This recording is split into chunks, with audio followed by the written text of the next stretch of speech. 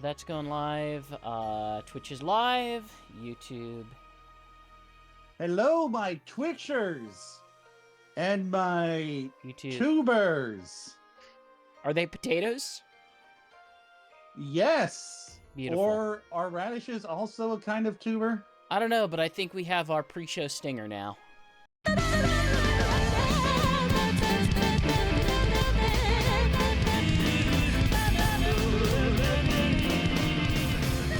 Hello, everyone. Welcome to episode 146 of the Sonic Talk podcast. I am your host, Knuckles87, and with me today, as usual, is my old chum Shigs. Hello. And my less old chum GX. So here's my plan. I'm going to buy a company that has millions upon millions upon millions, like literally hundreds of millions, perhaps billions of dollars of debt. And I'm going to spend like $100 billion to do that. And my plan is to somehow be profitable despite neither of my core businesses being profitable. I think it's a great plan. Yeah, that does sound amazing. Can I get in on that? Because I've also got like immense amounts of debt. But if I could just like combine my debt with your debt into like a super debt, I bet that'd be swell. Yeah, I mean, it only works out better. I'm sorry. Okay, let me be specific about this. It's 80 billion in debt. The company is making 30 billion in revenue, which is not profit. And we're gonna pay like 100 billion for that. That sounds like a good plan, right? Yes, Also, I especially can get when my horrible views across to other people. especially when we just did a merger that was largely sold on the idea of reducing our debt burden. And so much of my money is in the AI field. Like I there's no way this it's not a, like, people call it a bubble for AI. I don't know if it's a bubble per se. It's more like an impenetrable steel shell.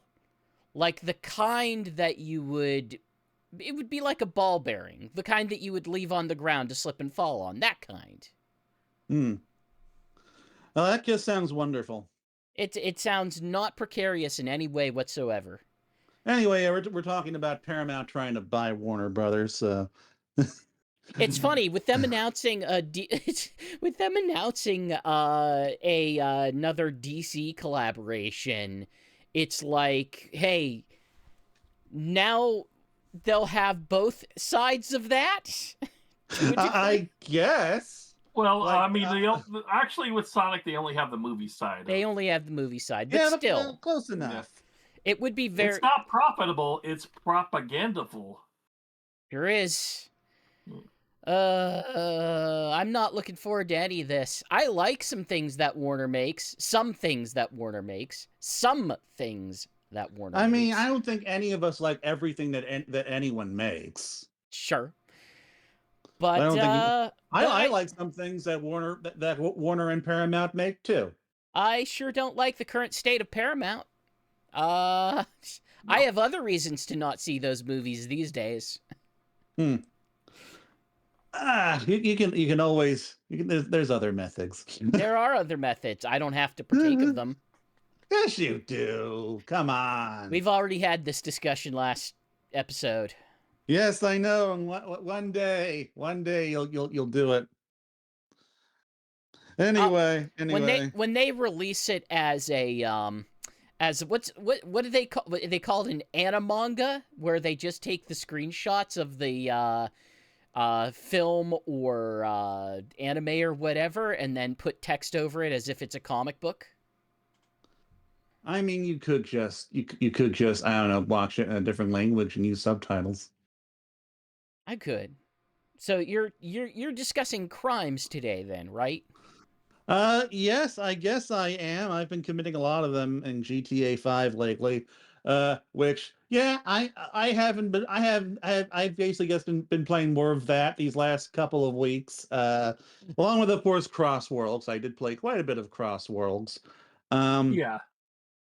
but I don't know. GTA 5, like I said last time, I beat the game. And now it's all like, well, now I'm just kind of I'm fucks around the end game. I'm doing some mission cleanup. I'm getting one of the main characters. I'm getting one of the characters, Michael, just involved in a cult now, which is fun, especially since it does make you spend what would have been at one point a large amount of money.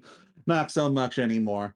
But I don't know. I've also been just picking fights with the gangs. I've been blowing up police officers with some of my cool new weapons. But not too much more to discuss with that. But it's what I've been doing. um, so Shigs, you've been playing TMNT Splintered Fate? Yes, I got it on sale on the Switch 2, and they had the DLC on sale as well. So I think the game was $8 on sale, plus the DLC is about $3 a piece, which adds 3 more characters, which is Metalhead, Casey Jones, and Alopex, who's from the comics, and I think she was in one of the cartoons as well. Anyway, it's basically it's a roguelike. It's similar to like Hades in that respect. No, it But is I think extremely like Hades. yeah.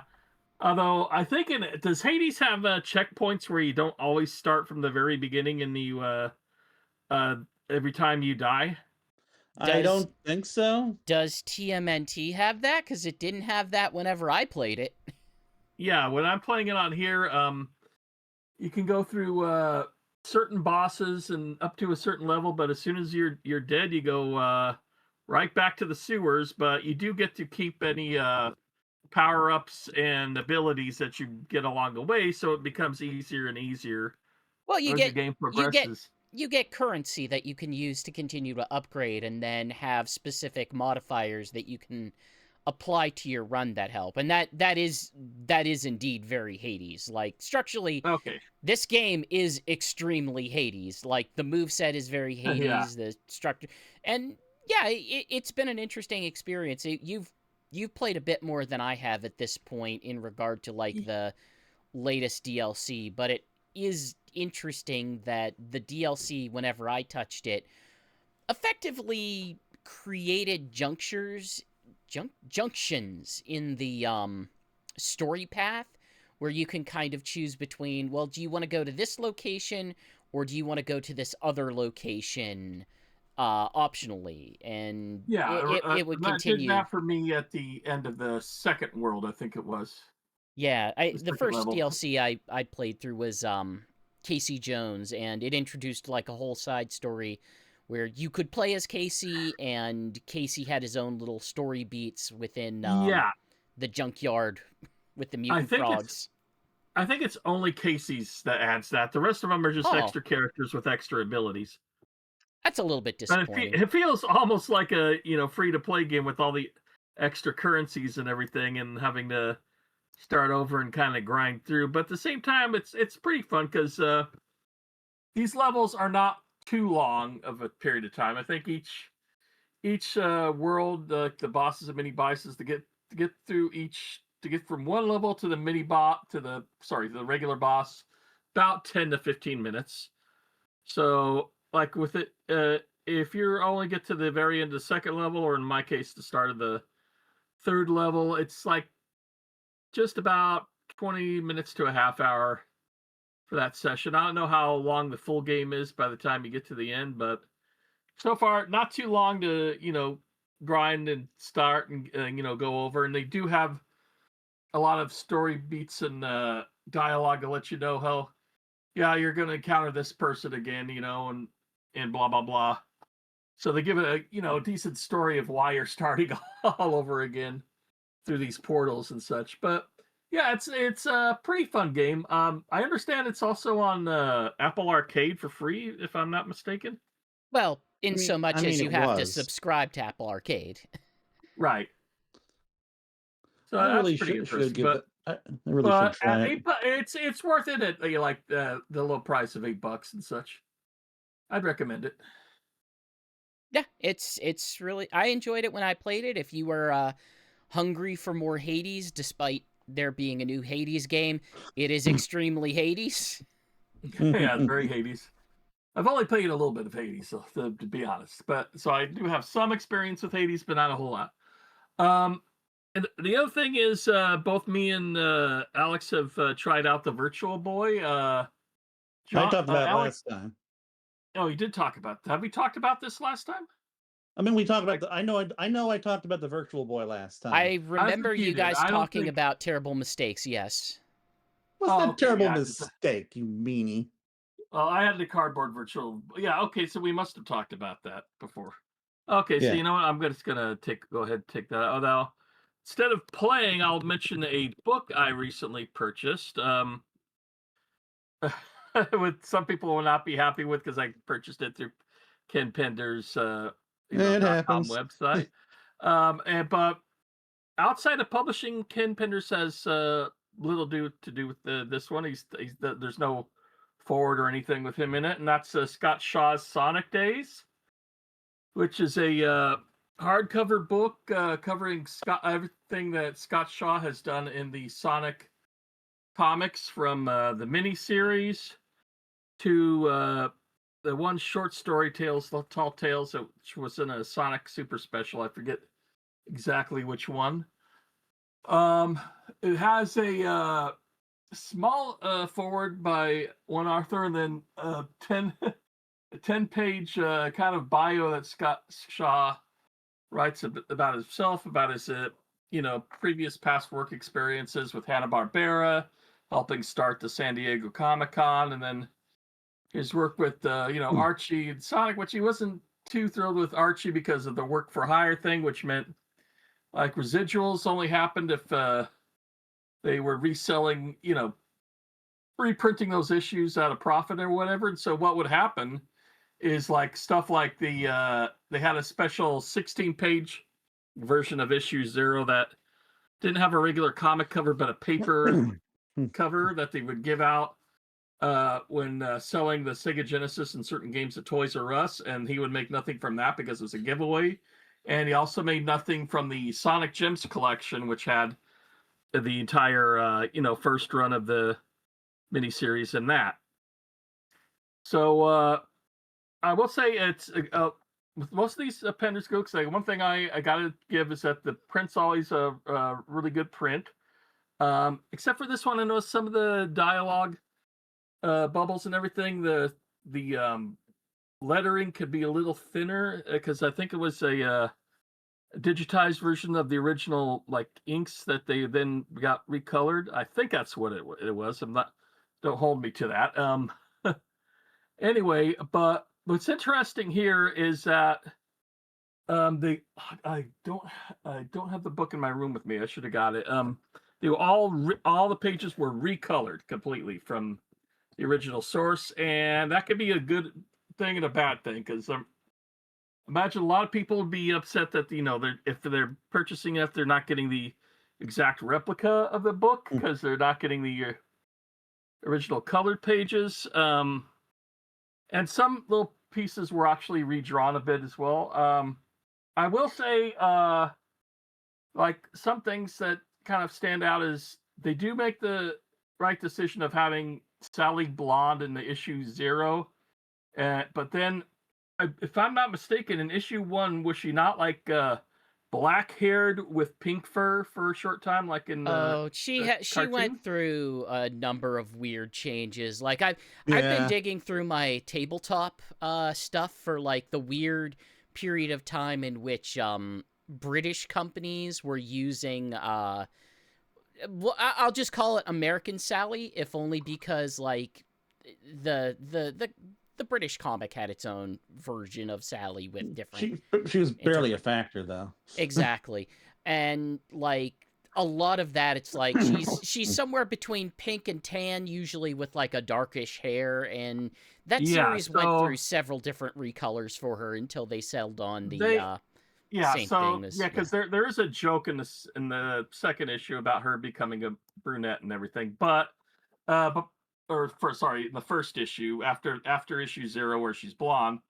So the colorist decided to as soon as it went from blonde that he would just do her Saddam colors through the rest of the book, which is kind of brunette but kind of also a dark auburn hair. Kind of loses the joke a little bit, and because the colors are more modern, more 3D-ish type colors. There's a scene where they're fooling a crab bot, and they have Sonic and Tails looking shocked for a second. Only the crab bot smashes into what turns out to be a painting. So, but the gag is supposed to be with the flat colors, you can't tell that it's a boulder until he smashes into it. Where here the flat colors are contrast to the more 3D colors from the rest of the book, so it kind of, gets rid of that gag a little bit. But I will say that the colors they do use really bring a fresh new life to these pages. It makes them look a little bit more modern than they have in the past, and it's kind of a, if you didn't want to get that because you wanted the original colors, I could totally get that. I kind of liked what they did here with the new coloring. I think it really freshens it up a bit. There's also a lot of extras. He reprints some original in development pages with some different text that got changed around. He also printed up all of his what do they call those, pinup pages where they just did like one drawings and everything, and some more stuff, the behind the scenes stuff that he worked on. And also I really like the first interior page because it's a 2-page spread of just Scott with some characters around him while he's working on drawing on a page, but the page is blank. So hey, if you see Scott Shaw, or he's going to a certain Comic-Con, you could take that book and have him do a drawing right on that particular page. So it works out pretty good. But I mean, it's $50 for about 186 pages, but that's because it's Ken Penders is publishing himself, so that it is kind of expensive for him to do that. So I can understand the price as far as that goes. Good. But if it's something where you're an Archie, Sonic collector, and you might or just want to get or don't have those original issues and want something from back in those days, I'd probably recommend it. Overall I think it's a pretty solid book. It certainly appeals to me more than anything that Penders has kind of put out to collect his own works and stuff. Well, it's far more a Scott Shaw book than a Penders book. The only thing you get is an ad at the end for the Lore Suit Chronicles pre-thing, which was the Mobius 25 years later, and the ad for the Shadow thing that's coming out later this year. Oh, and the Knuckles omnibus, which wasn't really an omnibus because I think it's only 6 issues. When I when I found out it was $100 and it wasn't even the full 40 issues, I was like, yeah, I'm gonna pass. So GX, you have been on a Super Mario-thon? Okay. So I'm still kind of, we'll say, between games, just trying to bounce around, find whatever sticks. It began with like, oh, I'm hungry for a platformer, and then I tried a couple things, and then I decided, no, I'm actually hungry for a 3D platformer specifically. And so I tried a couple things, and then this turned into like, no, I am specifically hungry for a Mario 3D platformer. And then you play Super Mario Galaxy. No, I'm kidding. I know where this goes. No, I just kind of oopsed into like, I probably could just do like a quick run of Mario 64. It's been a while since I like played that game to completion, and then that eventually turned to like, well, I could probably get all the stars. And then that became, well, I got all the stars. I still still kind of have an appetite for this. What if I went on to Mario Sunshine and do a full 120-star run of that? And then I finished that. I was like, okay, I could just continue on through Galaxy. And effectively, it just took me through the whole Super Mario 3D All-Stars experience, doing a full complete run of that. And, you know, it refreshed a lot of my feelings about, like, how those games play and how they control and how they're structured and organized. And, like, Mario 60, like, it's interesting because I have mixed feelings about Mario 64, and it comes with an understanding of, like, it is a formative game.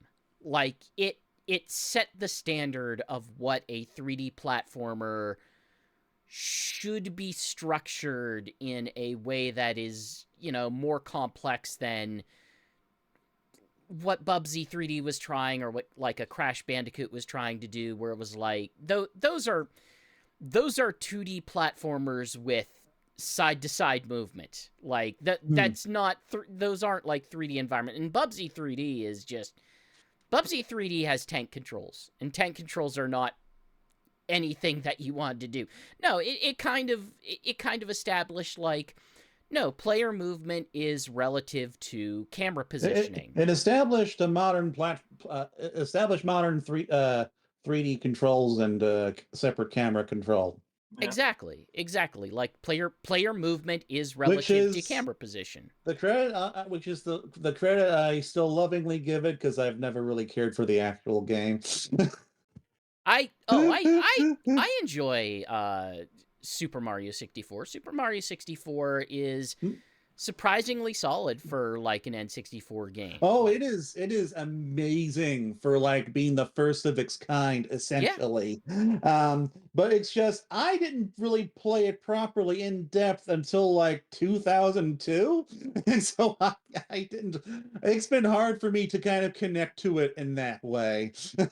I think it still holds up, especially compared to how, you know, Sonic Adventure 2 hold up. And I think Super Mario 64 holds up way better than either of the Dreamcast Sonic games. I do not agree with that at all. But regardless, I have interrupted you, so go on. No, it's fine. It's colorful, it's imaginative. The things that I would kind of poke at around the edges are these, up until Galaxy. The thing about Super Mario 64 and Super Mario Sunshine is I think they are fun, solid games to get to the end for. If you just want to complete the game, defeat the final boss, and call that an experience, I think those games are solid. I think Mario 64 is a much more interesting experience leading up to that. I think Sunshine is... I don't have a hate on for Sunshine, and the way that culture has kind of developed. I never cared for Sunshine either, and I really tried with that one. so yeah, but I think the things that Sunshine asks you to do are generally reasonable, with some significant level design problems. But it's really very find achievable. The controls to be frustrating when, like, they take the water pack away from you, because Mario just feels way too freaking slippery in that game. You see, that's what I would say about Mario 64. Mario 64. Oh, that's that too. Yeah, it's kind of interesting because, like, to me, Sunshine reflects a bit of a step forward for how Mario controls in these types of games. It's just the issues I have with it are all level design related. Like, if you take a look at the structure of a Mario Sunshine level, it's usually designed around having multiple segments, and within those multiple segments, there tends to be a lot of verticality.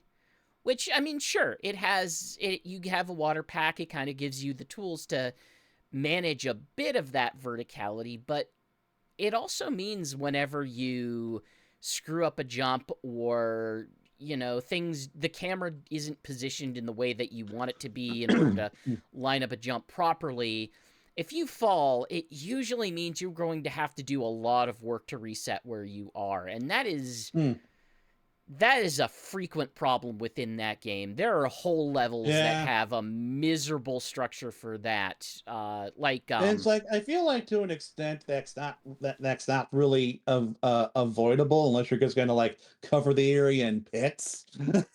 No, what you do is you see, so Mario Sunshine actually has fewer like levels than the other ones. I would imagine that you functionally either give yourself ways to get back up, effectively like, hey, you made it to this point, maybe it drops a ladder or something to shoot you up to go back where you were, but like, I mean, I guess that can mitigate the issue. yeah, you put in mitigation factors. Like, I've played platformers that do that, and it's usually a pretty effective way that if you're going to have the verticality, you have to have some sort of way to mitigate that, and Mario Sunshine tends not to. They tend to just drop you in the ocean. It's like, oh, swim back to shore, scuttle back up onto these on these rafters again, and see if you can do better this time. And ultimately, why I completed Mario Sunshine some years ago, and like what I do find appealing about it is I do love the vibe of it. And I love the tropical island aesthetic. That's the one thing that I think it does have. Both it and 64 have a leg up on Super Mario Galaxy. Is Super Mario Galaxy unfortunately just doesn't have a good sense of place. It doesn't, but it's a much better game. It's absolutely a much better game. It is a better designed game in almost every way, except it simply does not have a sense of place in the same way. It's very abstracted out. It doesn't even have, like, with Mario 64, they came up with a really interesting, solid way to represent the levels by having them be paintings within Peach's castle. So it does have that unifying factor. You don't quite have the same unifying factor with Mario Galaxy, but at the same time, like, Mario Galaxy is a game that is much more satisfying to not just beat, but to actually do the full 120-star completion. It has some really challenging ones for that, but I was never going to 100% Mario Sunshine because those blue coins are too much of a pain. Mario Sunshine is misery. It is misery to try to do the full 120. And like, I knew that going in. I knew once I beat the game proper, I was just going to open up a guide, look at maps, look at walkthroughs, look at everything I need to get through the rest of the game, just to be able to say, you know what, I completed this thing. It's good. And you got like what, a special shirt or sunglasses or something? I forget what the reward was. You get a slightly different ending. But by and large, this wasn't to get something out of it. It was just to be like, okay, I want to see if I can do this. I want to do this. I want to have the experience and the accomplishment of having done this, and I did. And I will tell you, there are 30 blue coins in every level. And a lot of them are positioned in really stupid ways. In fact, many of them are exclusive to a subset of the chapters. Oh yeah, I remember that. and from that perspective, like, it's asinine how that was put together. Like, if you just want to beat Super Mario Sunshine, all you have to do is finish the 7th chapter of every level, and that will open up the final. And then usually the 8th chapter, if there's some real nasty BS that game has to throw at you, it's usually the 8th chapter. For example, The eighth chapter is optional, but it is the one where you have to guide the friggin' watermelon to the friggin' blender without the beach is littered with these stupid cataquacks that will immediately destroy it, and the watermelon physics are just absolutely broken, so trying to work with them is frustrating beyond all measure.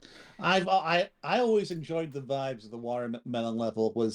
It was more chill in some ways and some of the more death-defying levels I had to deal with. It's smaller, but it's full of these freaking ducks, and if you get swarmed Yeah. by ducks, you will die because they will not let you Don't get recover. swarmed by 'em. Yeah, but you can't even kill them. Like you can't, but you can flatten them, and that's something I used to love doing. which lasts for like what 10 to 15 seconds, and then they get up again, and that's like, well, that was pointless. I don't get anything out of that. But no, No, like but you get to mess with them. You get your revenge on them. but even Mario 64 has its problematic challenges. Like most of its stuff is good.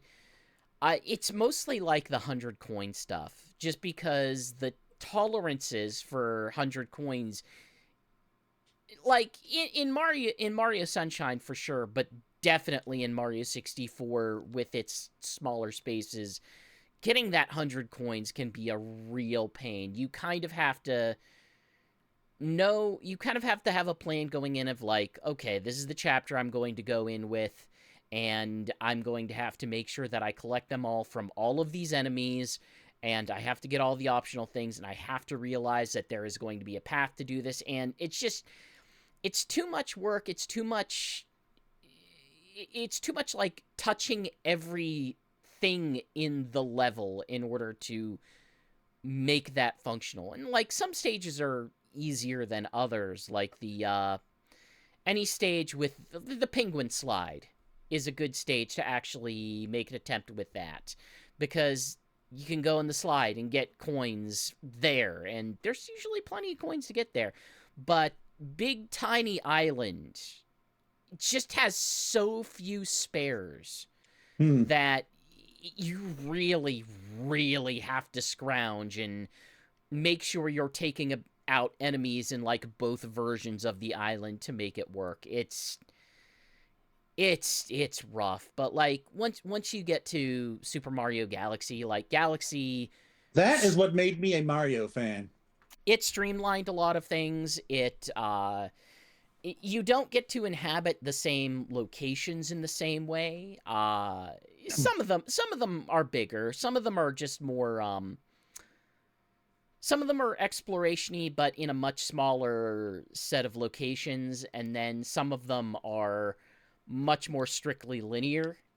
Yeah, And I love the music. I love the visuals. I love the gravity mechanics, and I love to get straight up A to B platforming gameplay, which is what I like to play a platform for. I don't really like having to explore an area and hunt down collectibles. I just want to jump and do that stuff. I like I at this point I kind of feel like I'm working myself up to a replay of Super Mario Odyssey, because I do love Odyssey was kind of the finding. exception for me, but that's because like it felt like the first Mario game that kind of combined the what I like about platformers with collectathon stuff.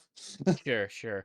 But I unfortunately this is the last one. It's the last one in 3D All-Stars. They did not put Super Mario Galaxy 2 in there, so it seems like I'm probably going to be breaking out the Wii U in order to continue this. Yeah. Yeah, So, don't give Nintendo their $40.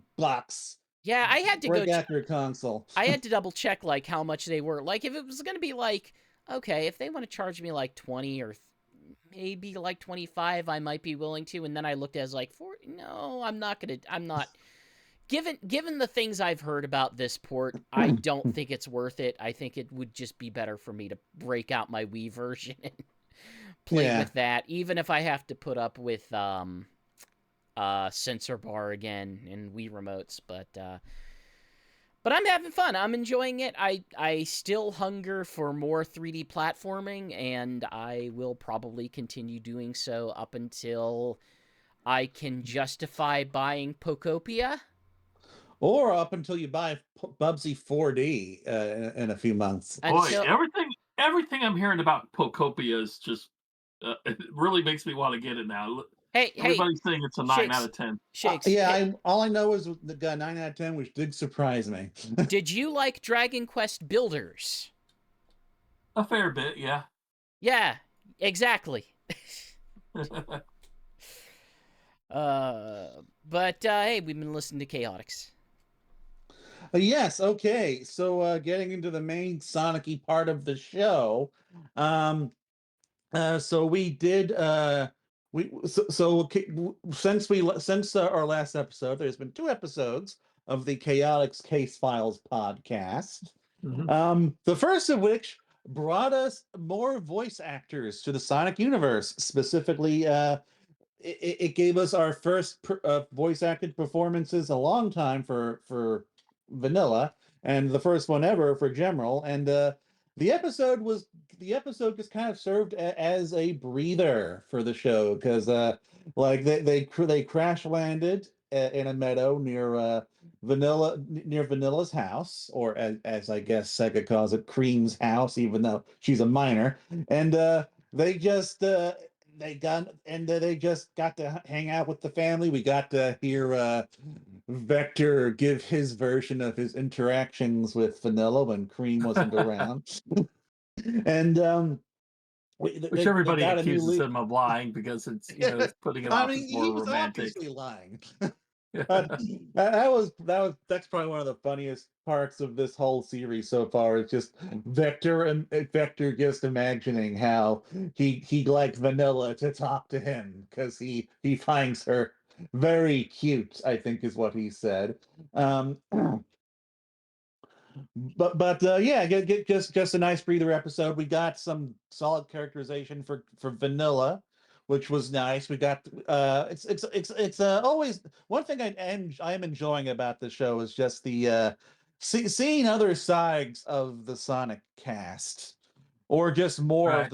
of the Sonic cast that we just don't get to see much of, because we have not seen much of Vanilla in this in the in the game series. She's not Um, really she's not really much of a character, or established as much of a character. Like no. Right. she exists as an element of Sonic Advance 2 for Cream to have motivation to be in the game, and then that's kind of it. And she also did pop up briefly in Advance 3. Um, and now she pops up whenever we see Cream for in the IDW series. Um, but like, what were your guys' impressions of this episode? Oh, it's another solid episode. But there's not a whole lot that was going on in this one. It's just them kind of taking a break I mean, for not the other plot ones. wise. Yeah, I I do mean, enjoy the new voice. I mean, General is just robot voice. It's not hard to do that. They seem to Hey, be have changing you up seen a bit. Sonic X? You can do that voice very badly. Yeah, that's true. You can also do Vanilla's Vanilla's voice going. very badly. Go on. Yeah, they made Vanilla's voice a little bit more sultry. Before she was just kind of that granny voice, Well, Sonic X, But I I just think remember part her of it voice is being just terrible. Vector's recalling of it. It's partially what's making her sound more sultry, I think. I mean, maybe, but it's also just our first voice actor who wasn't from Sonic X. So, Right. and we actually got Well, voice I directing still this prefer time. this over Granny Vanilla, which we were I getting like before.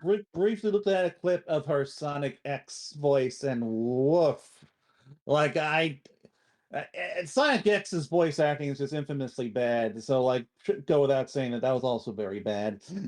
But so Alejandro Saab was. Do I remember how that's pronouncing that correctly? Is was cast for General.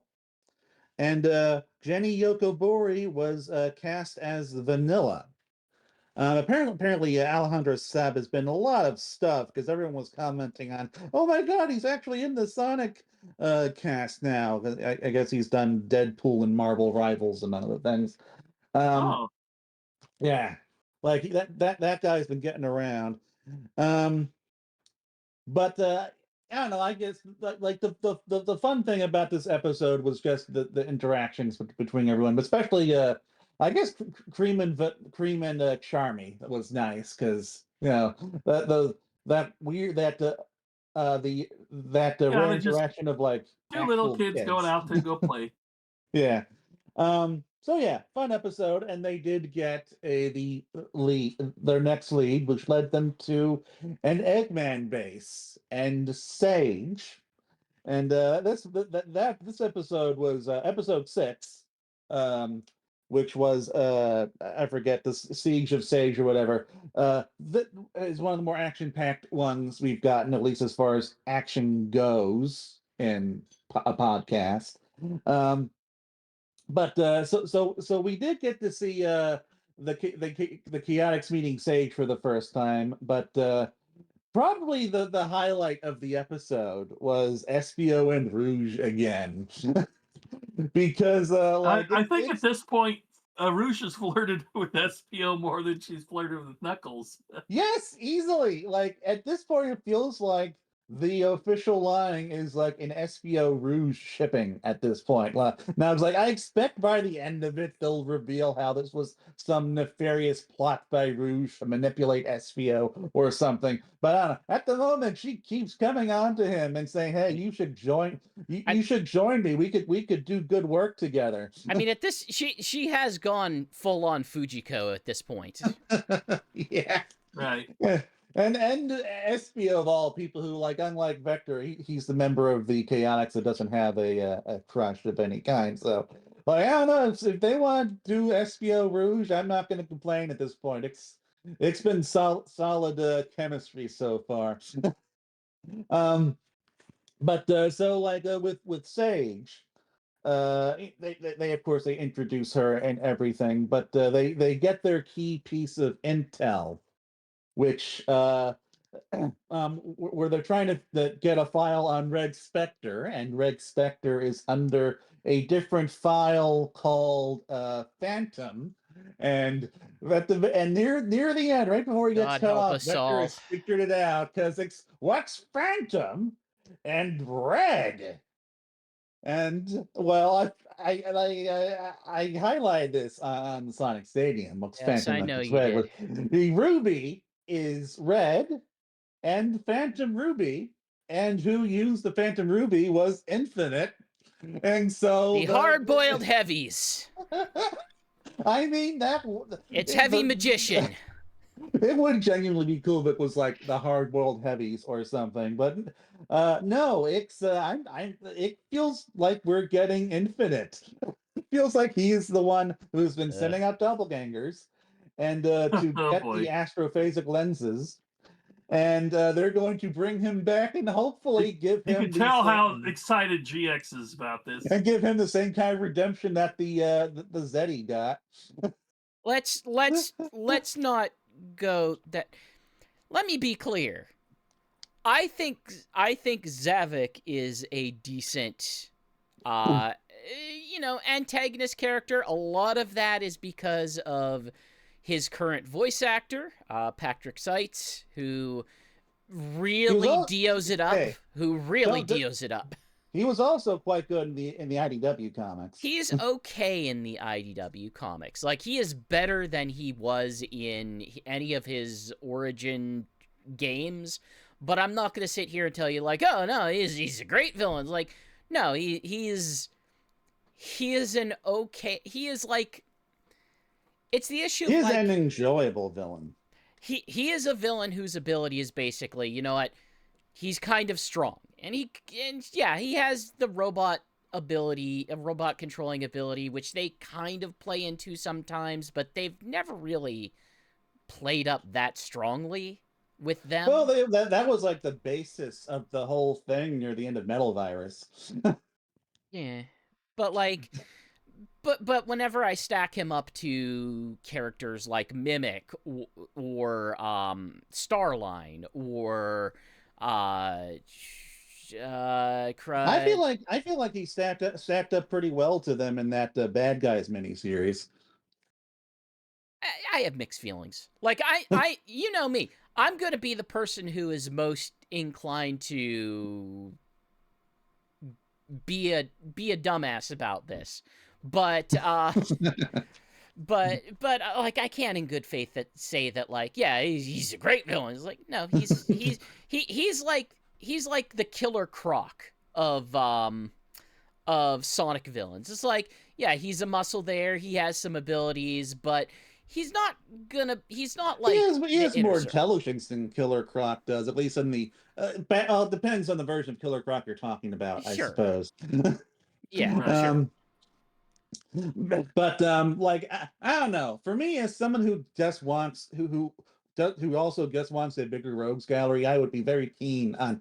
I'm very keen on the idea of Infinite being brought back by better writers and like through like something where like I mean his whole character. Can I make a pitch to a change though? Maybe. Okay, yeah, sure. I would be okay if we brought back Infinite if we dropped the mask. If we could drop the mask, I would be significantly more tolerant of Infinite's design. Yeah, I do prefer him without the mask. I will say that. I do enjoy his I get that. his wolf face. Although you know that you're gonna have those the people who like that edgelord aspect of him gonna be complaining. Look, there are a lot of mid-2000s Sonic fans who like a lot of terrible things about the series. Although they do mostly hate Infinite for some reason, even though I feel like he was built for them. I don't know. I don't get why people seem to like Mephiles. Mephiles isn't a good enemy either. I don't like Mephiles. I just like the deep Mephiles is the worst. His voice in Sonic 06 was kind of neat, I guess. I don't know.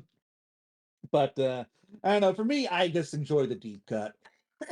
But in any case, but I remember, I speculated on this being Infinite like last time because it was like lining up to the whole sending out doppelgangers, like we have somebody who can like shapeshift and stealing stuff. So so we'll see if I'm wrong. The next episode will be out in a week. It might be the last one because this episode did end with them catching up with the framing device. Right. Yeah, the framing device is all done. They're caught up, and so it feels like this might be the penultimate. It might be the last episode next week. We're not 100%. Like I don't know how they're going to do Vector's narration without the framing device. So I guess that'll be interesting. I don't know. I guess I'm sure they have something figured out. But in any case, any final thoughts on any of this? Like some of the best, one of the better Sonic stories compared to the comics, recently. God, yes. Honestly, the writer. Sorry, GX, go on.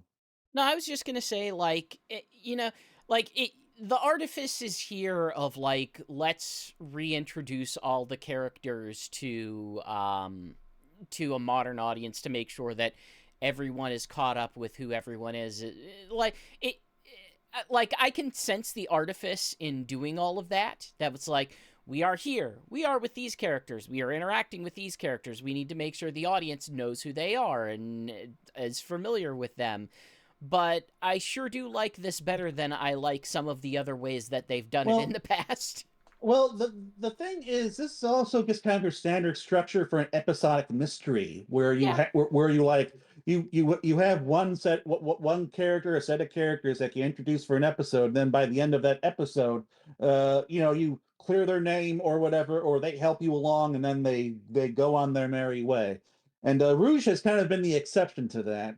What's been kind of surprising to me what's kind of surprising to me is that we haven't seen Shadow yet. Like I was expecting us to get the Shadow episode at some point. Well, he has to come in for the final episode to fight Infinite.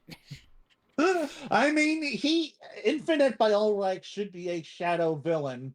I think I'd be more interested in him being a shadow villain than Black Doom. Bring in the Rookie. We need to bring back the Rookie. The Rookie could get a voice. They Maybe still a real call him name. Rookie. They don't describe what he looks like because it's an audio production, so you can inject whatever design you want into it. Oh yeah, they could do that. In any case, if we're done, let's move on to Sonic Racing CrossWorlds news. And carrying on from our Chaotix case file discussions last episode, Tangle and Whisper have returned for more voice acting work in the latest TailsTube, which seemed to serve primarily to just kind of introduce them and sort of expose people to the wider IDW cast, if you will. And there isn't too much to say about that. Just, hey, I'm Tangle. This is who I am. I'm Whisper. This is who I am. But what's fun about them is just the general character writing. That was easily the highlight of this, as it is for all the best TailsTubes.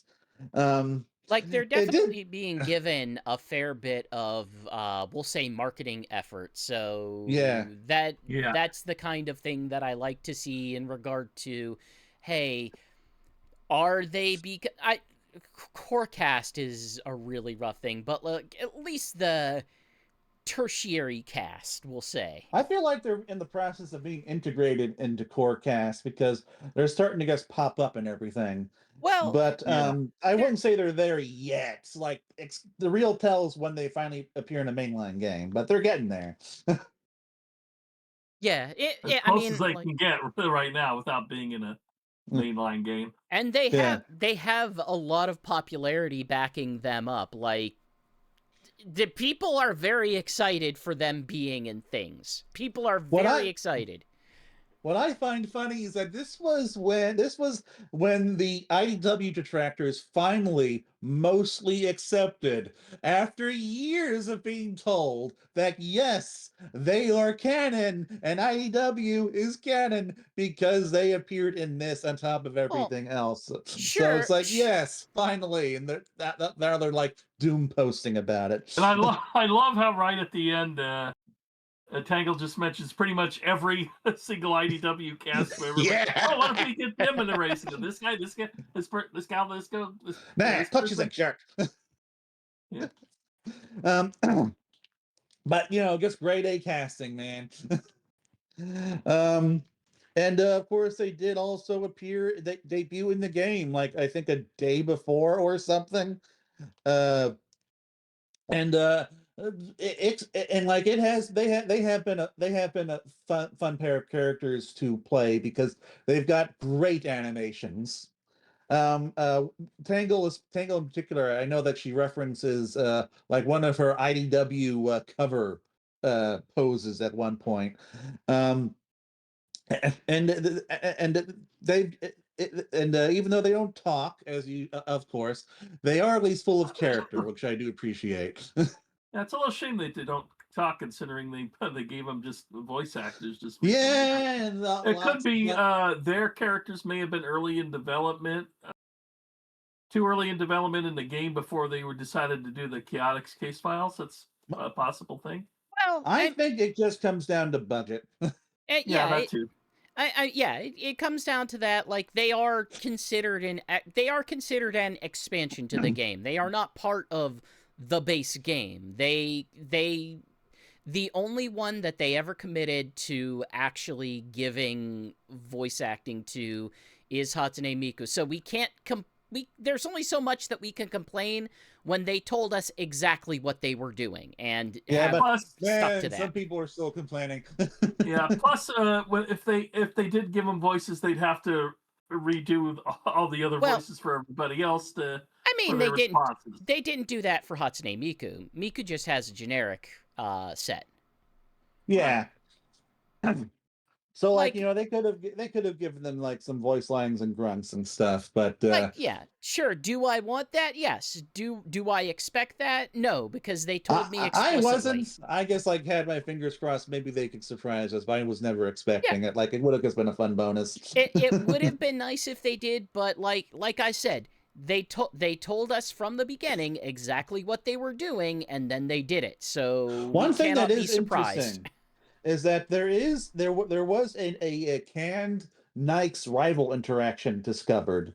And that does kind of make me think that at one point the free DLC characters were going to have much more to them before that aspect of the DLC was probably scaled back for reasons unknown.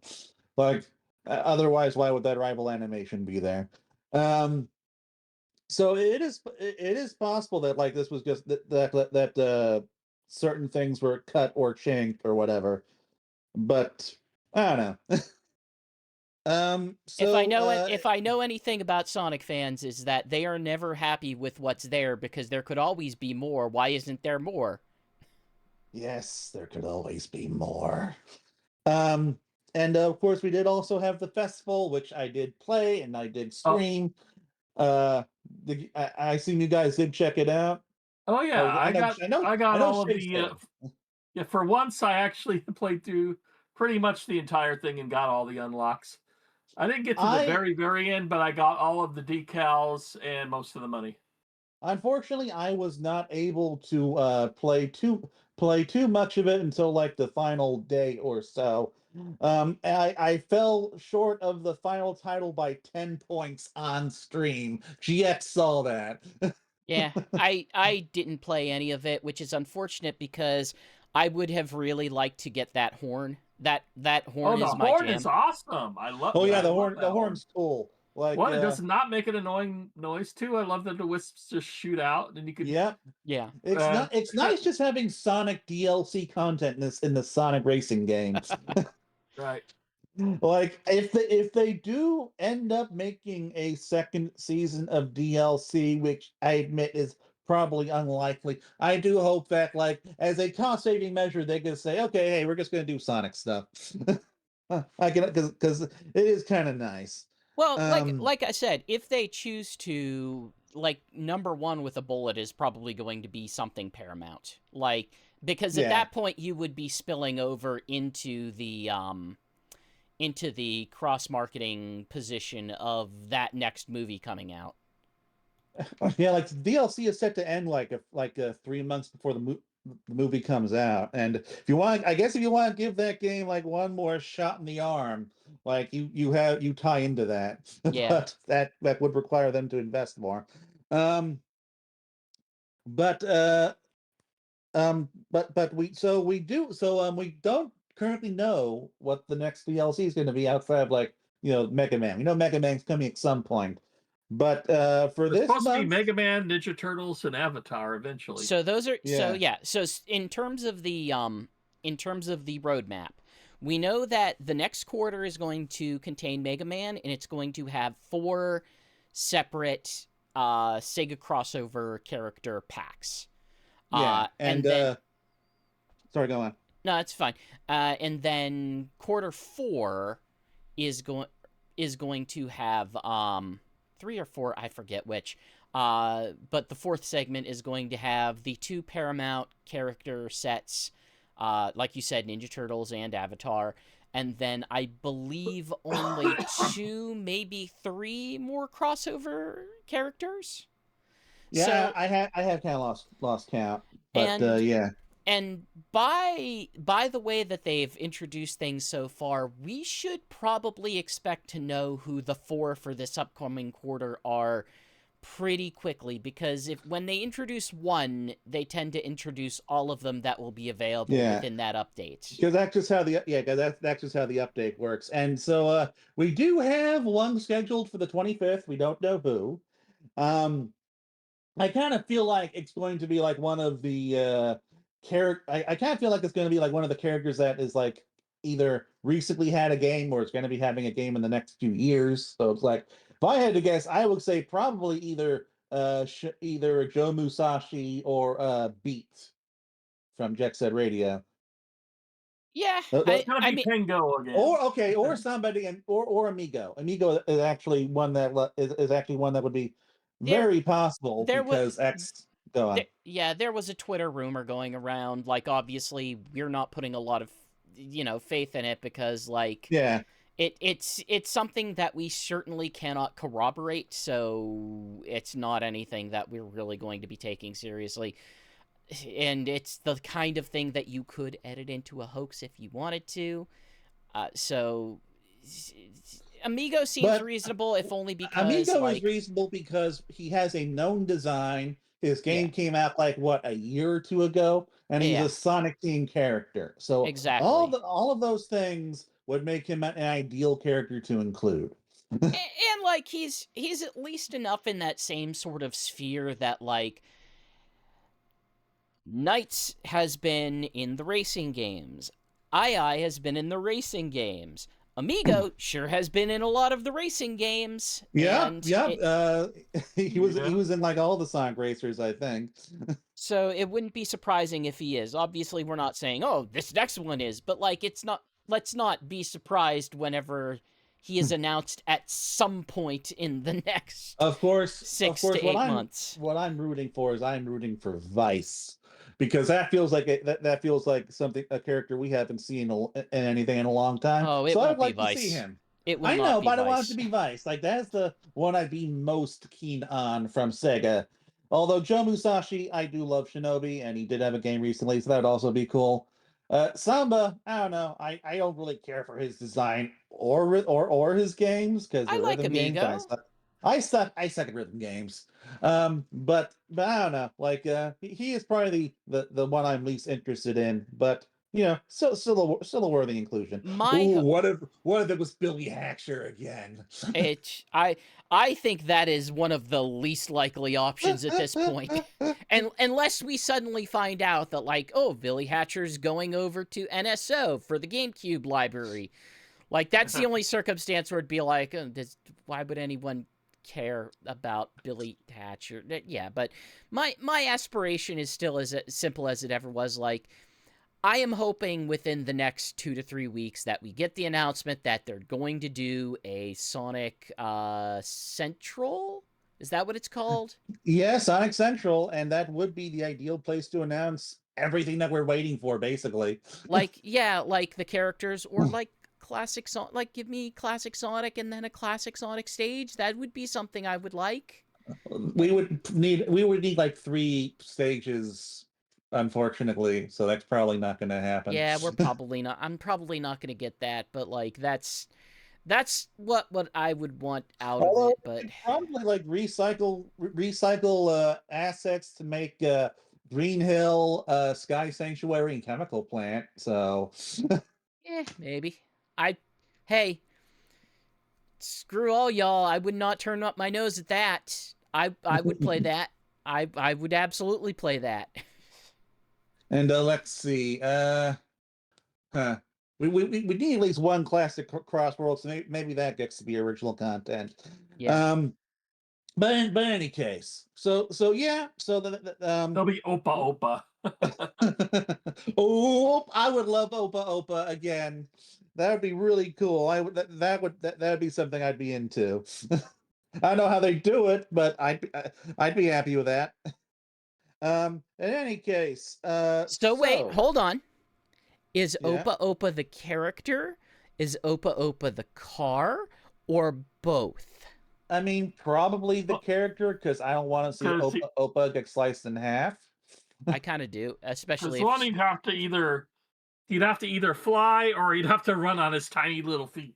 that's So what you have happened to in be the one very of first Sonic crossover racing game. Opa Yeah, Opa but was you in that. can't you can't do that with a game where you can customize all the vehicles. Well, you could. You just need to, like I said, have Opa Opa be the car and the character. Okay, Opa Opa driving Opa Opa. Would that make you happy? I would actually be legitimately very happy with that. Okay. So all right, then we can have Opa Opa like that. Okay. Opa Opa drives his father, who is Oh canonically no, large. no. Now this got weird. This got too weird for me. I'm out. And he's dead, I think. So he turned his dad into a car. Tell me about Sonic Rumble. No, we got the My comic father book. the car. So there was a Sonic Racing CrossWorlds one-shot that finally came out. That was supposed to come out in like December, and I guess it got delayed for probably SEGA editorial reasons or something. I don't know. But it was fun. Like we got it of course stirred a lot of controversy on 2000 Sonic Twitter because everyone got super angry with how Jet and Wave were being treated. Oh, you just like. Here's the thing. Here's what I'm mad about. Yeah. I, sir, am supposed to be the Sonic heel on the site, and I resent the fact that you're stirring things up. Yes, That I is did. my job. I am love- here to insult the Sonic fans and their Look, terrible I'm 2000s era taste. I'm sorry, but Jet is a character that I think is pretty stupid, and people get pretty stupid about him. They don't like the fact that he's a bit of a loser because he's literally just like a sporks guy in a cast full of like superheroes and gods. So it's like He is supposed to be a thief, and I don't think he's ever really stolen anything effectively except for in the beginning of Zero Gravity, maybe? And even then? I think he stole something from the Eggman's front company. He stole all of our hearts. No, he didn't do that, I promise you. He stole my heart in IDW when the writing got good. But in any case, but like lots of people got angry over Sonic dismissing Jet for Shadow, and I'm like, man, sure, Jet is his racing rival, but Shadow is his rival. Shadow is his equal in all things. Of course, he's curious about why Shadow, who hates fun, would be at a race. Look, Superman and Batman aren't gonna sit here like taking Egghead seriously. But in any case, like the comic finally came out and everyone stopped complaining because it turns out, oh hey, like Sonic does actually still treat Jet like a rival, and Jet and Shadow actually teamed up on Sonic and took him out, which was fun. Yeah, it was That kind was of fun. fun to see that Jet was more ignoring Sonic and going after Shadow instead. And kind of He called him on his Sadness. case. He called him Sadness the Hedgehog, which is a very lame insult. But you know what? Like, if you get that is something you should probably call Shadow if you're trying to be mean to him. You know, we do call him.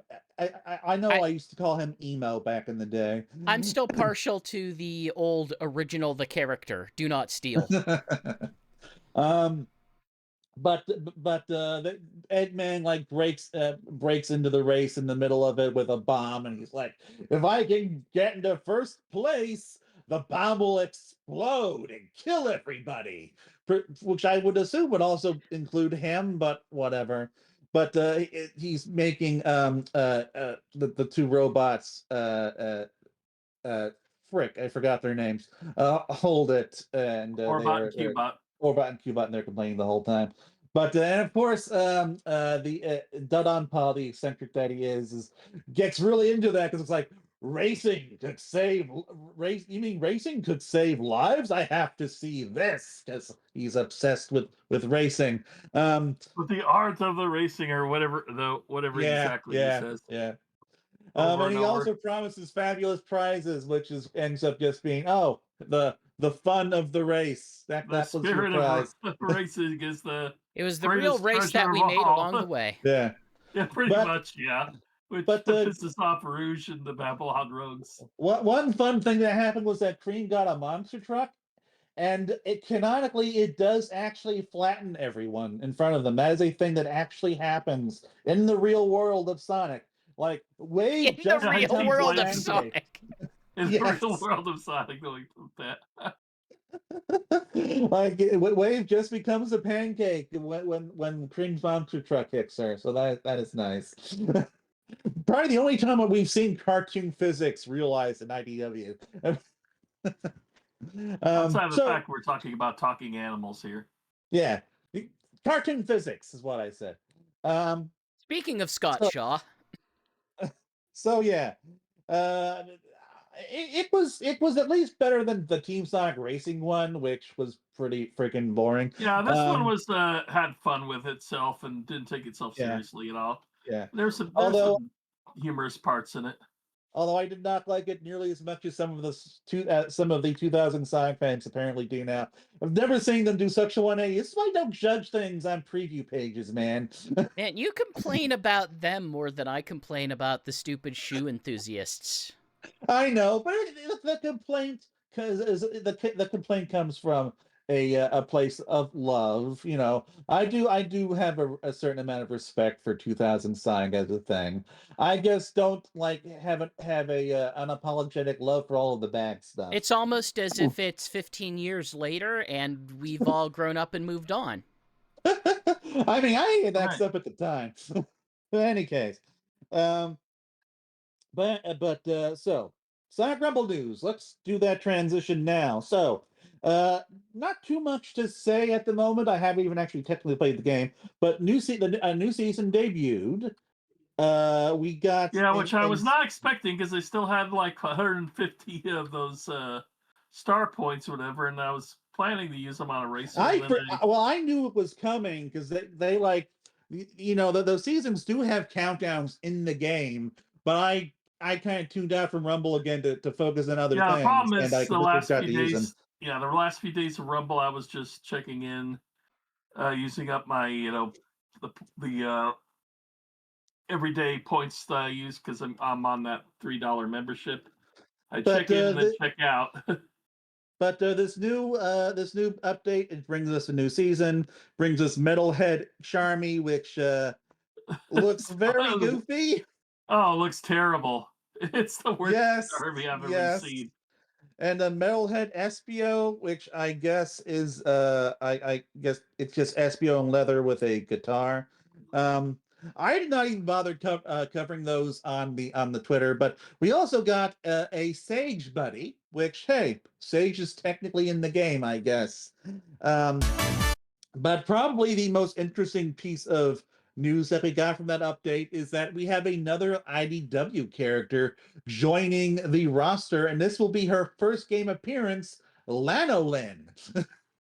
So we're gonna have all of the diamond cutters soon, and apparently like her little bell thing has like an animation in the game. I'm guessing that's like connected to like one of her special abilities or something. One of the things we forgot to mention about the Festive Pass is how surprisingly much Jewel was showcased in that. I mean, her Oh yeah, she was one of the part teams. of one of the teams. You got Team Whisper, Team Tangle, and Team Jewel. She had her own decal. So yeah, the shoes involved a lot more than I was expecting in that game. I wonder if she's up next in terms of playable characters. That'd be cool.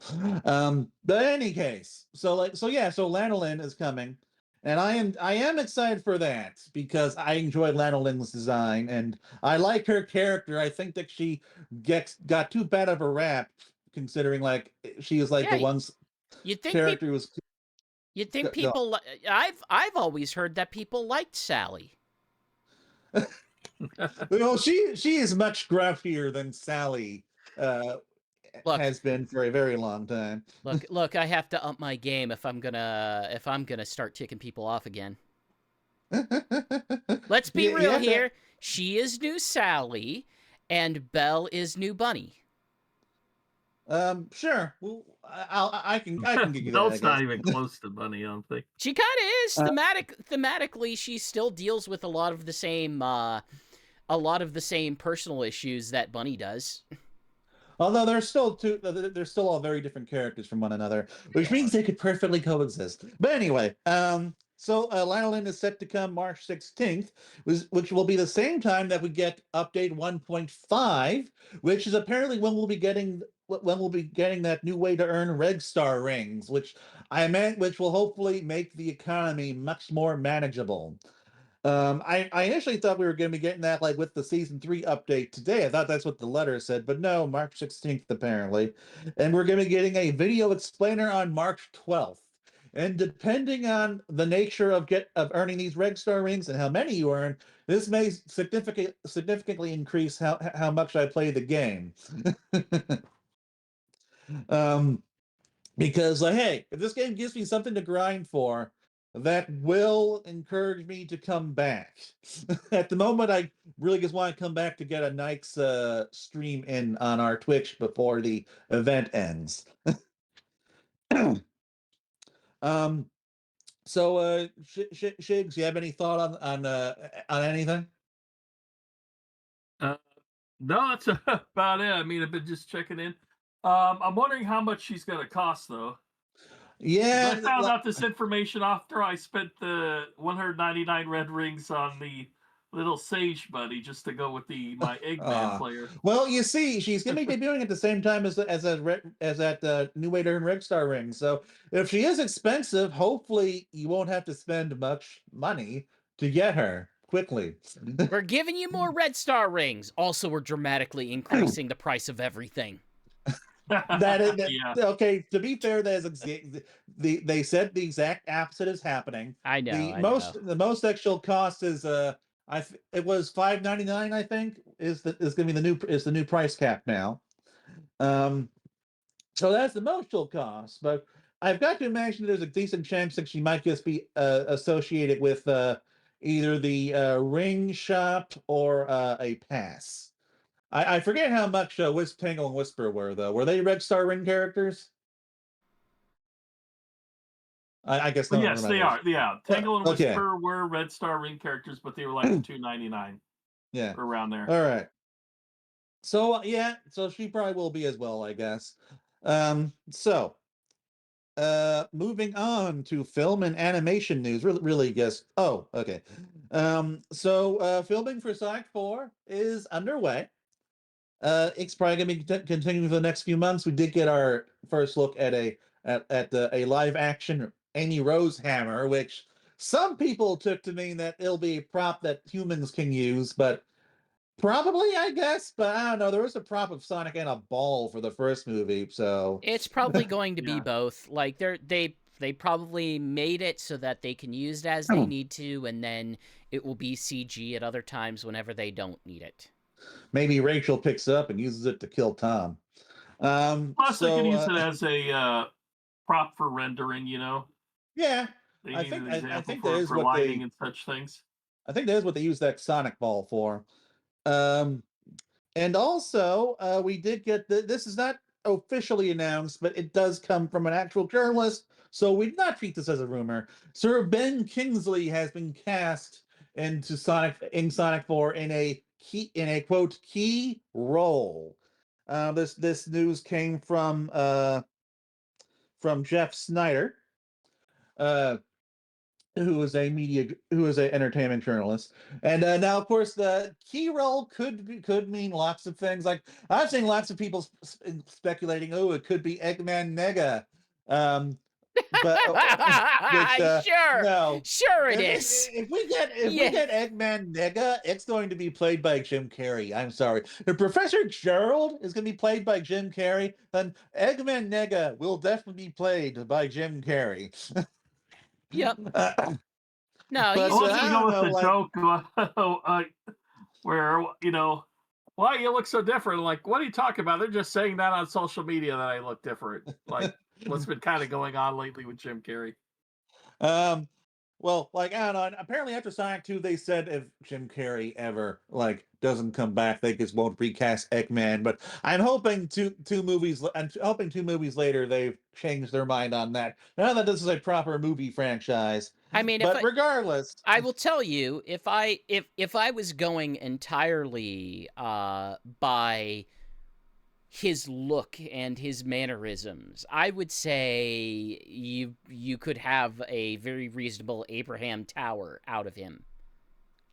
True. I guess we could just pretend that Olive Garden guy wasn't basically Abraham Tower. I mean, didn't he die in the last movie or something? It's Yes. never I don't think it was ever explicitly said. He just kind of, closes his eyes and stops moving. Well, but he- but I don't know. I don't know. Ben it Kingsley could is be. the one who releases the Sentinels to hunt down all the furries. There we go. Or Ben Kingsley is Agent Stone's dad or something, or maybe he's just random Or maybe human. Maybe If we're he's all assuming Wade's there's- second dad. Or if we're all assuming there's time travel stuff in here, like Older Sonic Agent Stone. I guess that could be work. the King of Soliana or something like that. Oh yeah, he could be I guess he could be the King of Soliana. They're going to be working if they want to work Sonic 06 crap in here. I don't think they're going to have anything with Soliana. I don't think Soliana is going to factor into that universe. But I don't know, maybe he voices a Sonic character, but more than likely he's just like Gundam Human 35 or something. He's Metal Sonic. He'll be voicing Metal Sonic. Oh God, I really don't want Metal Sonic to talk, but I don't know. Ben Kingsley does have a nice voice. I don't know. I won't be I seeing this movie anyway, so. See the movie GX. I just know that he'll be good in yes. I just know that he was really good in Wonder Man. So I don't know. Wonder Man was great. That was a good one. Yeah. I'll see the movie whenever the Paramount Warner hybrid goes bankrupt.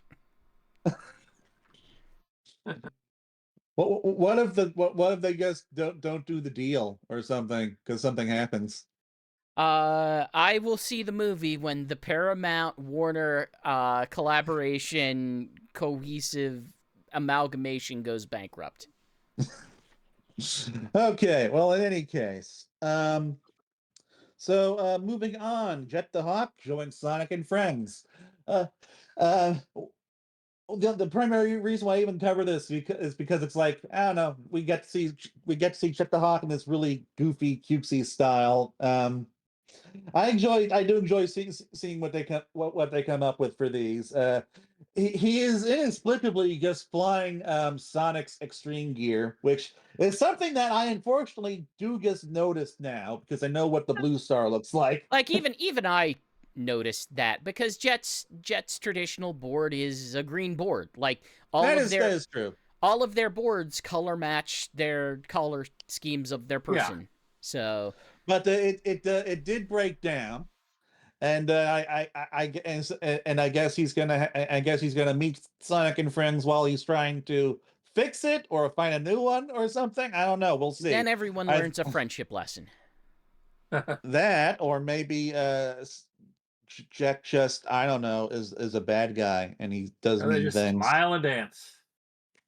Oh, we'll be seeing him do that too, I'm sure.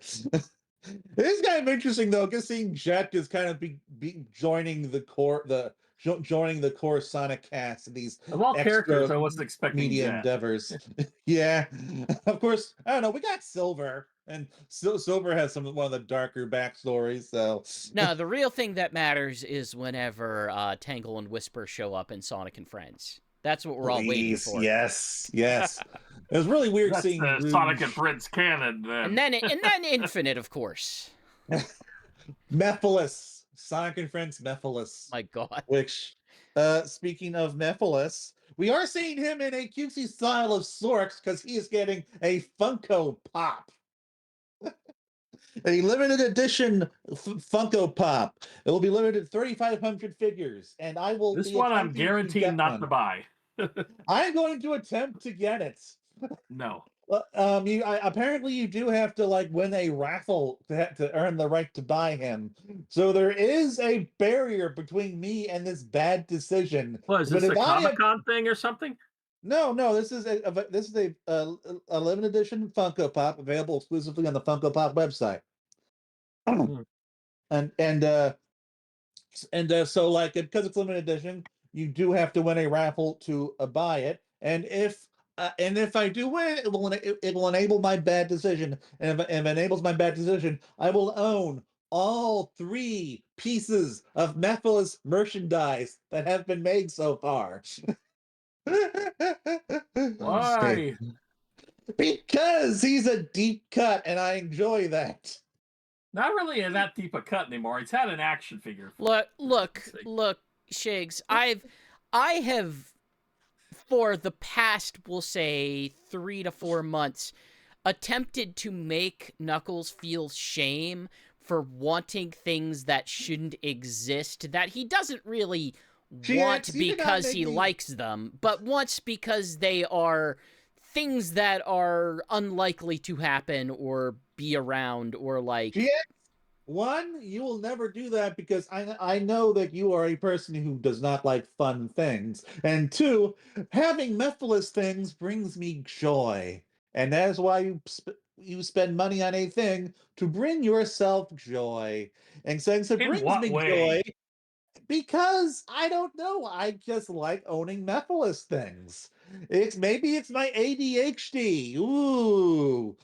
And like, I don't know, maybe that has given me a urge to own Mephiles things. It is a light urge. If it were $60, I would not spend the money, but it is just the right amount for me to make a bad decision. I want to I will do see that. you. I want to see you explain this figurine to Marie Kondo.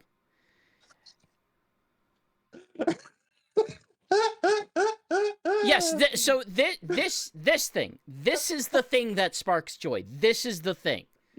Yes, it sparks joy. This is the thing that sparks joy. This is just like this Mephiles plush, which I have right here. Okay, and but this Mephiles action figure that I also have right here. But this thing, the thing with the red and green eyes, this is the thing that sparks joy. Yes, I don't believe you. Joy alongside these other things. It's going in the trash. No, okay, well, yeah, only $30 then.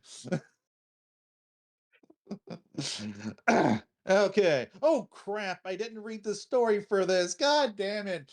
Okay. Well, the next thing in our general news was the Sega prototype house raid, which, if you'll remember, back last year I was covering these prototypes that a preservation organization was trying to buy uh, in order to preserve. It included things like the Rhythm Thief DS prototype.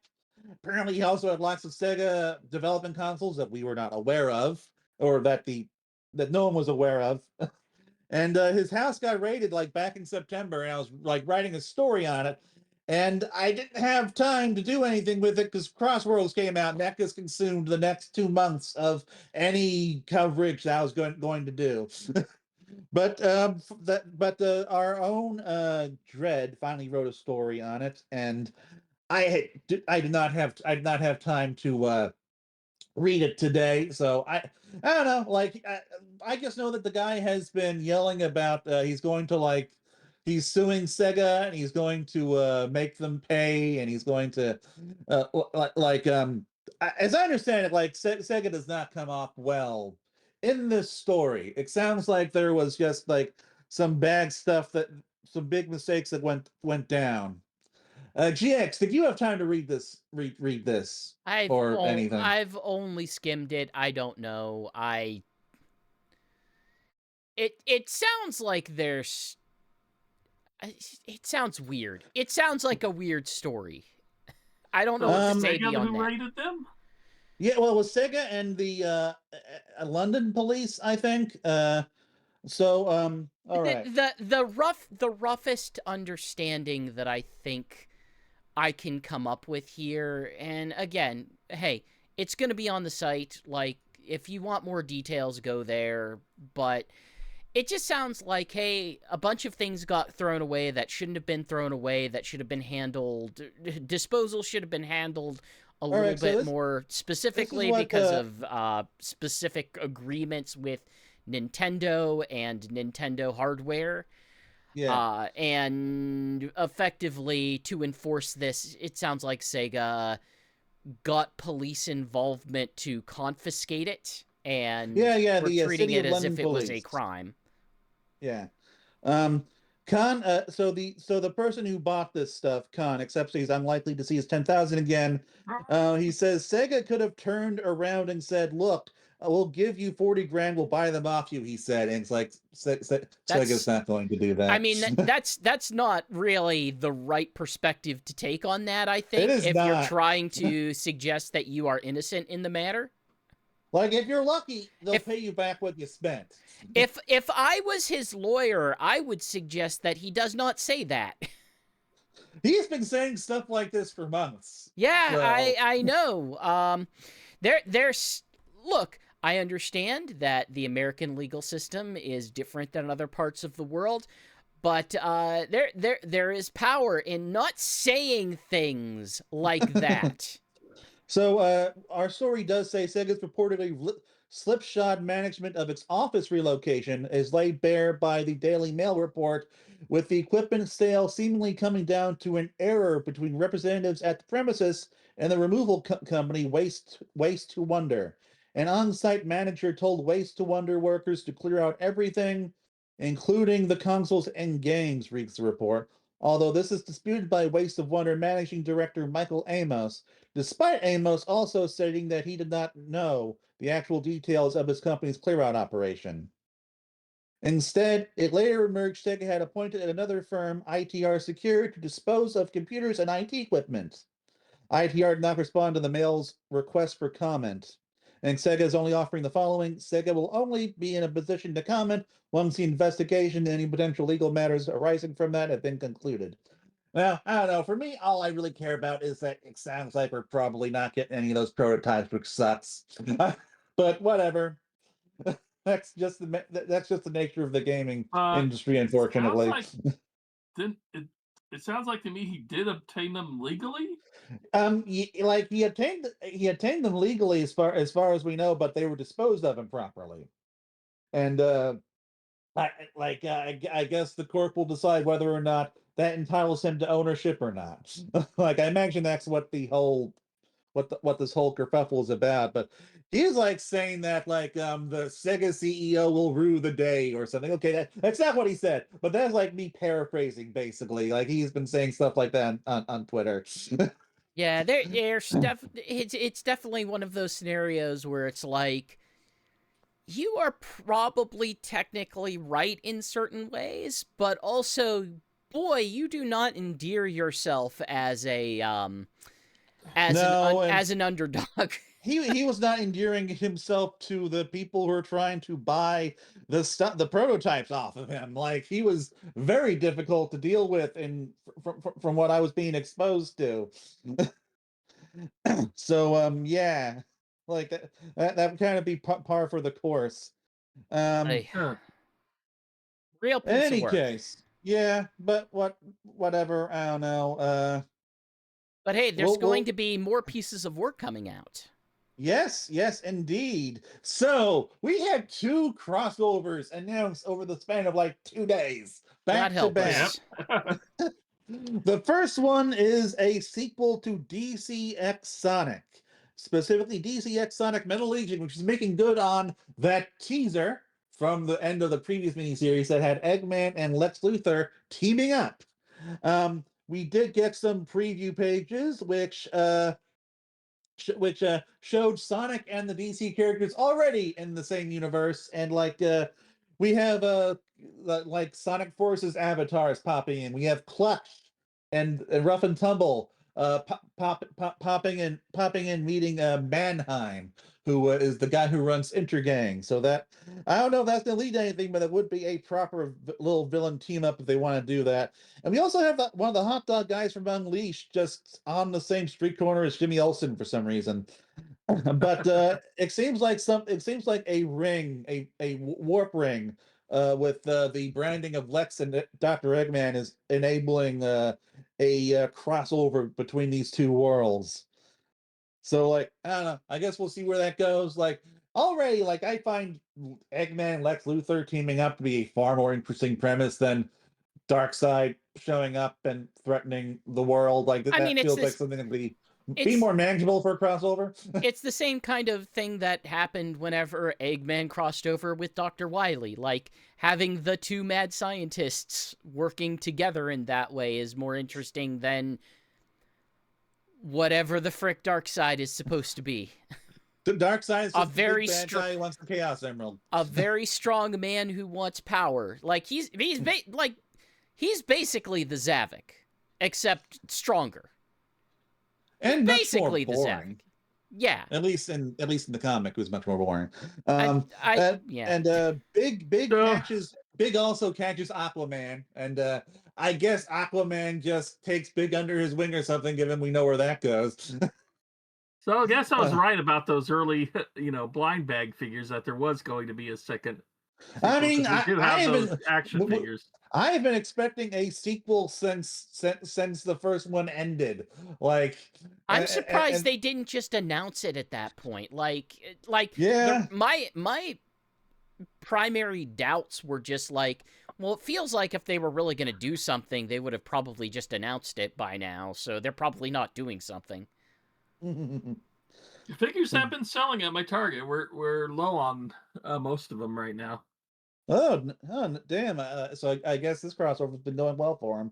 I think my favorite is the cream as Supergirl with the cheese. Yeah, that was something that we did not know about until this finally got announced.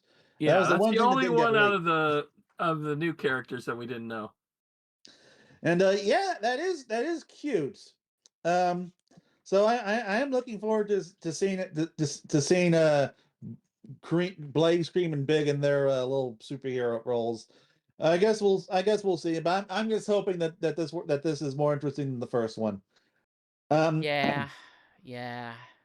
And also, of course, we finally got Sonic X Godzilla, which when you say finally, this was something that they hinted at like 2 years ago, I think. Jesus. Okay, a year and a half ago, like back in 2024, they said Sonic is getting a big crossover, and it's like, oh, that's probably Godzilla. Like shit, like Shakes and I think guessed it back then. That's probably Godzilla because IDW has the rights to Godzilla, and like Godzilla does crossovers, and they finally announced it.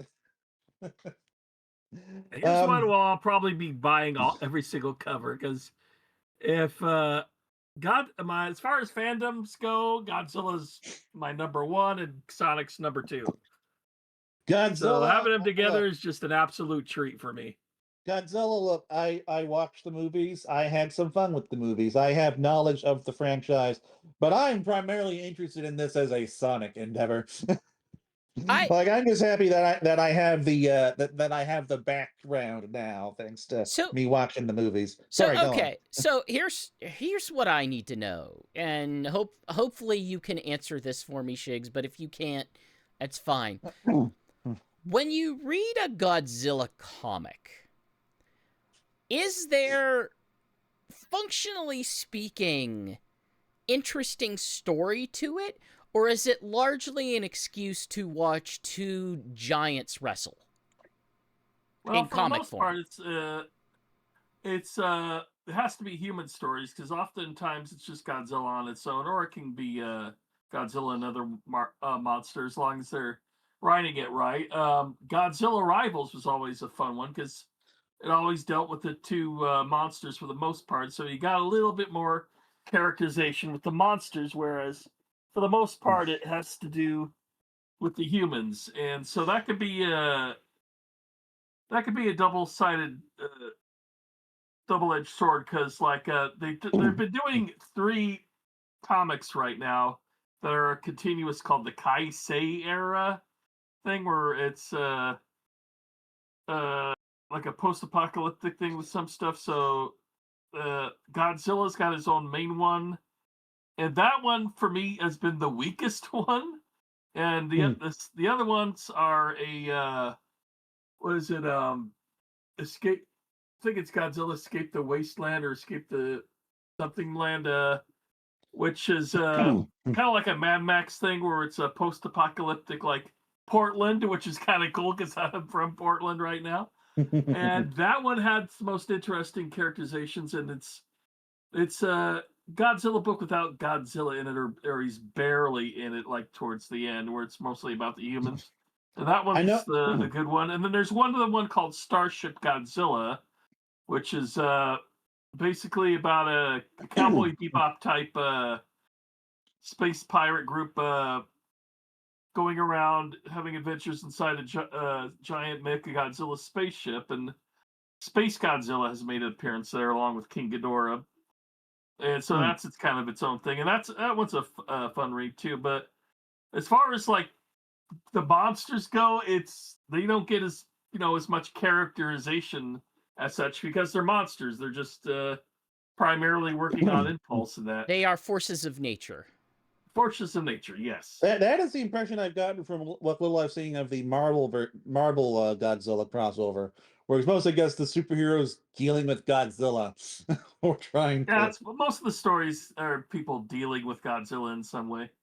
I think that's where I'm gonna run into issues with it. Is just like that doesn't inherently sound interesting to me.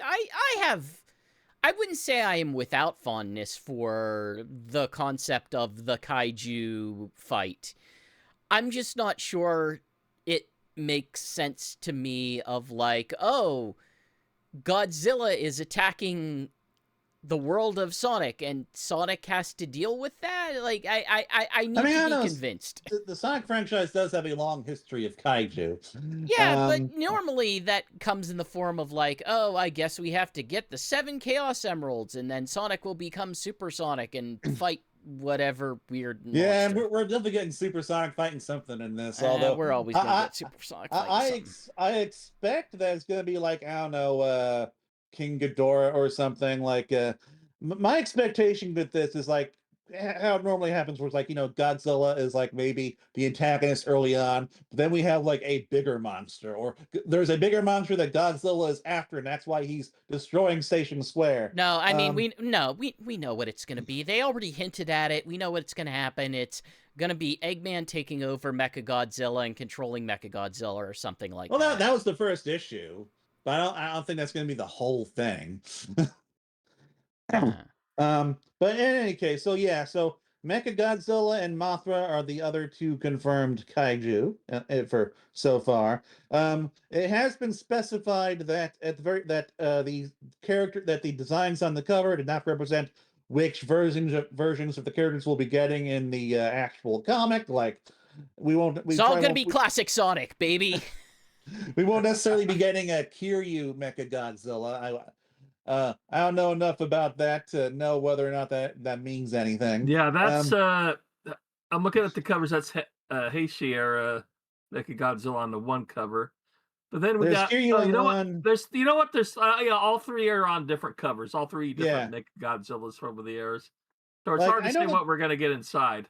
I know that Godzilla has technically existed in a more child-friendly context before, like a good portion of the Toho, was that this writer the first era was kid-friendly?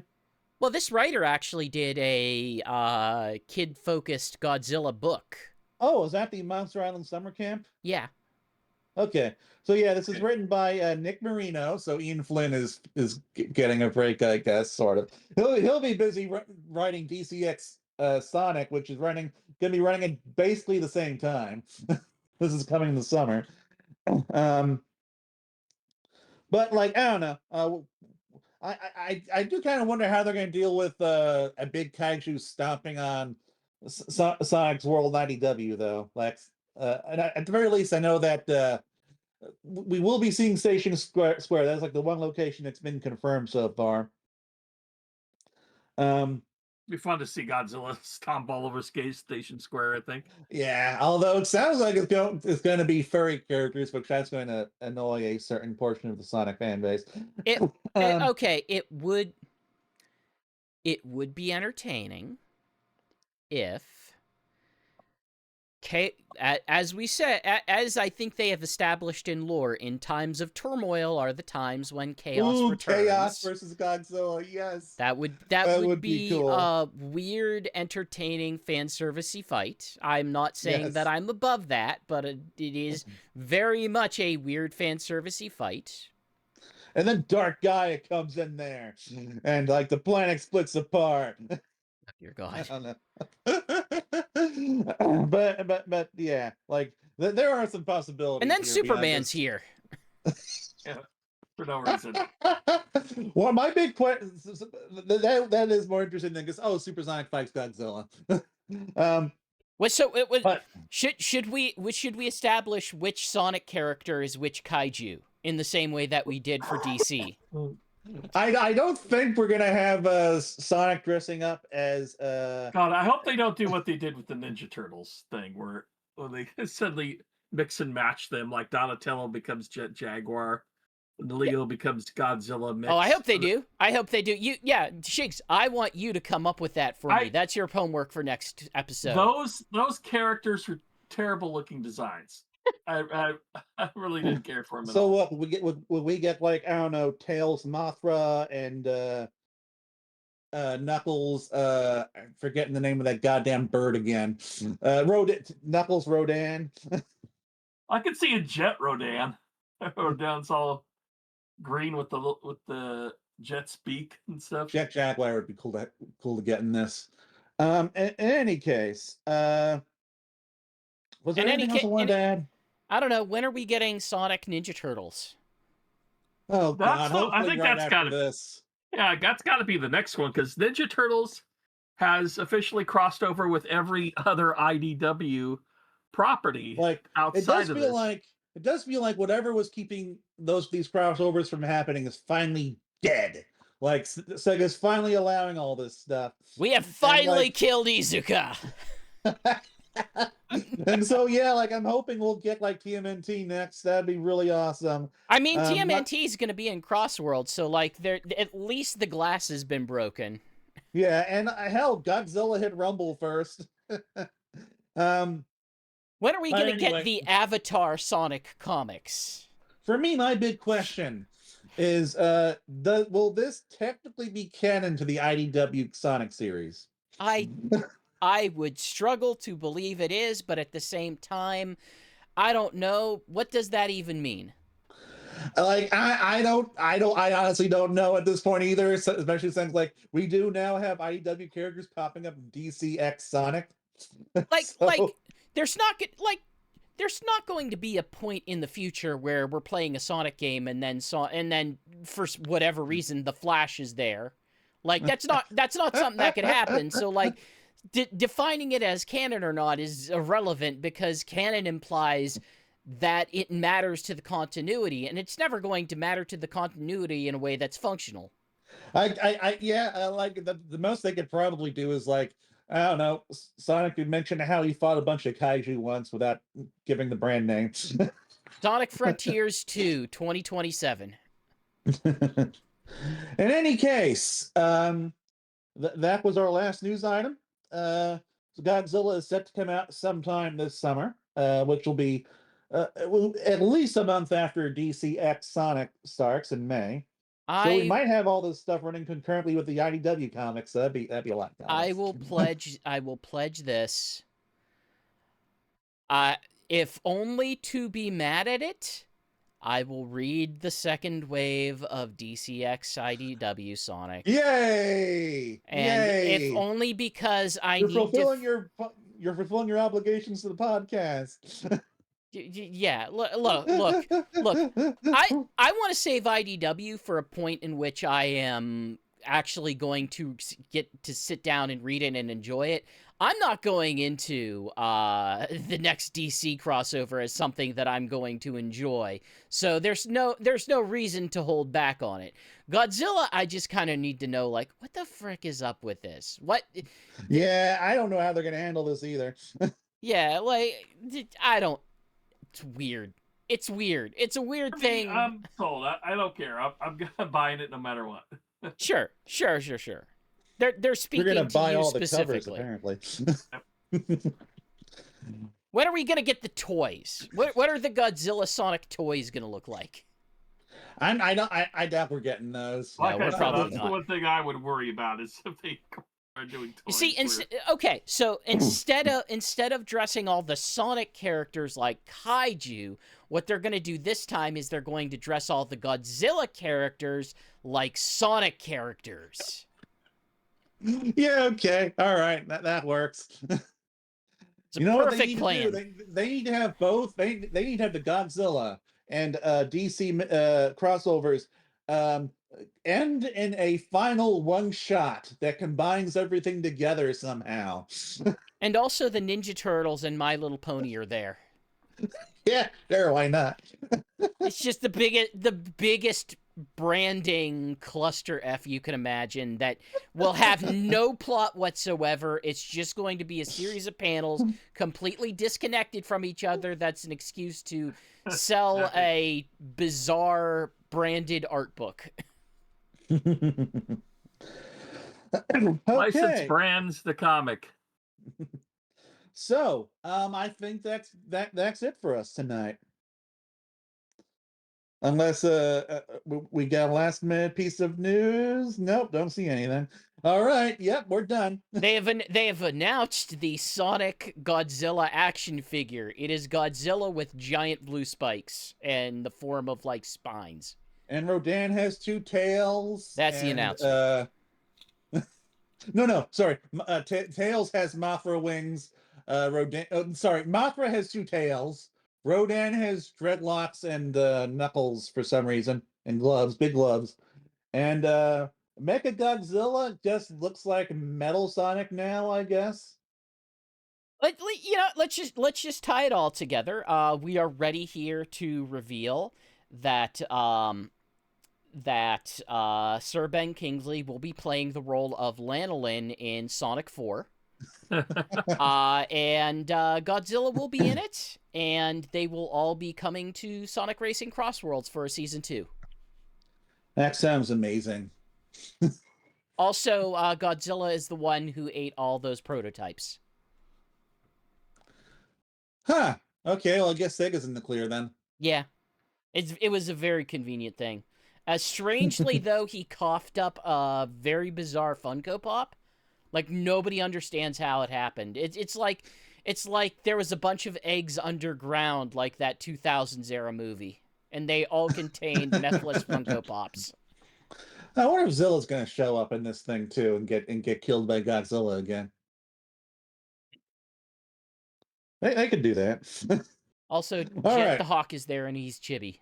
Oh no, Jet the Hawk is there, and Jet Jaguar is dressed like Jet the Hawk, and he rides a giant extreme gear now. Now he's Jet Jaguar. Yes. Okay, now let's wrap this up. So I don't know.